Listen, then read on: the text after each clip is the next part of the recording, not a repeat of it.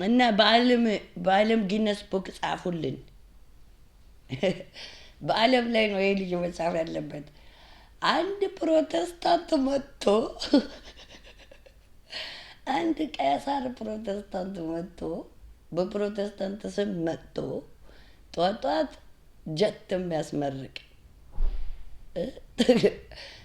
ጠዋት ጠዋት በጀት ህፃናት ቆልት አድርጎ የአማራን ህፃን ቆልት አድርጎ ጠብሶት ኩክ አድርጎት ከሰዓት የትግራይ ኩክ አድርጎ ወደ አምሻኛዋ ላይ ደግሞ የኦሮሞ ስጋ ጥብስብስ አድርጎ ሲጨርስ በጀቱ ተመክቶ ጉራውን ነፍቶ ደረቱን ነፍቶ በዓለም ፊት ፕሮቴስታንት ነኝ ሲል ይህንን ሰው ሊስት አድርጉልን፣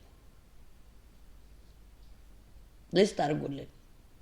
ሚስተር ፕሬዚደንት ትራምፕ አንተም የአብይ አህመድ ጌም ነው የምትጫወተው፣ በፕሮቴስታንት ገም ኦኬ።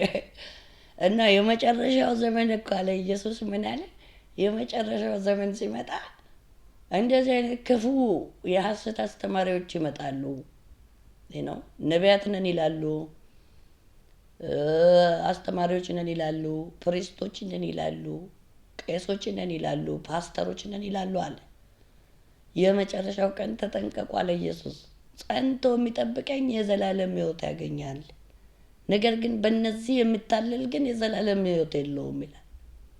አየህ፣ ለዓለማዊ ኑሮ ብለህ ለስልጣን ብለህ በህፃንነቴ እናቴ የሰባት ንጉሥ ትሆናለህ ብላለች ማለት እኮ the definition of ኢየሱስ ወንበር ማለት ነው። ዓለም እኮ አልገባውም። የአብይ አህመድ ምኞት መሳያ መሆን እንደሆነ ዓለም አልገባውም ነበር መጀመሪያ ላይ። አሁንም የምናስረዳችሁ ይሄ ነው። የሰባት ራስ ማለት ኢየሱስ ብቻ ነው በሰማይ የሚጠራው። የሰባቱ አብያተ ክርስቲያናት ራስ የሆነው ክርስቶስ ብቻ ነው። ስለዚህ የአብይ አህመድ ዘለዓለም ትሞክረዋለህ እንጂ አይሳካልም። ባለ ሰባት ራስ ነኝ ብላኛለች እናቴ ምናምን ብትል እናትህ አላለችም።